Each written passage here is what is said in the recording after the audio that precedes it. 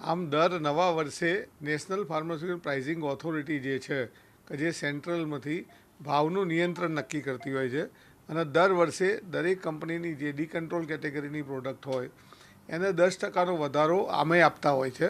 એટલે ધારો કે લગભગ 900 જેટલા મોલિક્યુલ હશે જેના દવાઓના આજથી જે મેન્યુફેક્ચરિંગ થશે એમાં 10%નો વધારો થશે.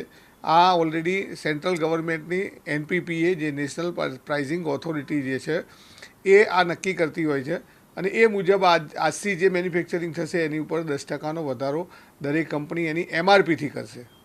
1.5% જે વધારો થવાનો છે API ઉપર થવાનો છે.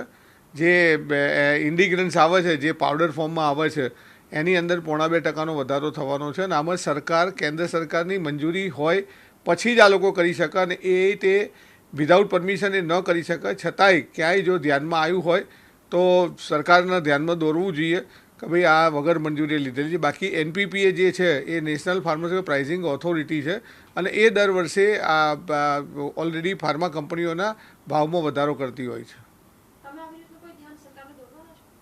મારા ધ્યાનમાં આવશે તો ચોક્કસ હું ધ્યાન દોરીશ આ બાબતે.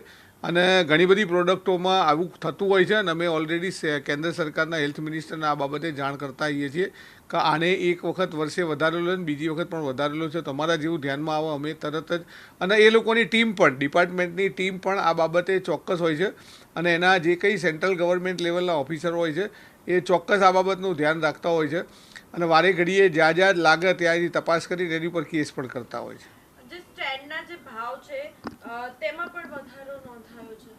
એ સ્ટેન્ટ તે સર્જિકલમાં આવે છે. હમણાં જ આમાં આવેલું છે પણ 10% જે વધારો બધાને આપે છે એ મુજબ દરેકને 10%નો વધારો મળે